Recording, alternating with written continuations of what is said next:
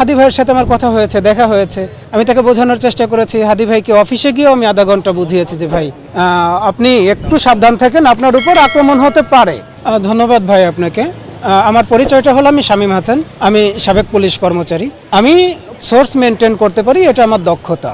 বর্তমান পুলিশ যারা আছে, অকেজো পুলিশ, অকেজো স্বরাষ্ট্র উপদেষ্টা, এনারা তাদের তথ্যকে সংগ্রহ করতে পারে না, তাদের কাছে সঠিক তথ্য থাকে না, এটা তাদের অযোগ্যতা।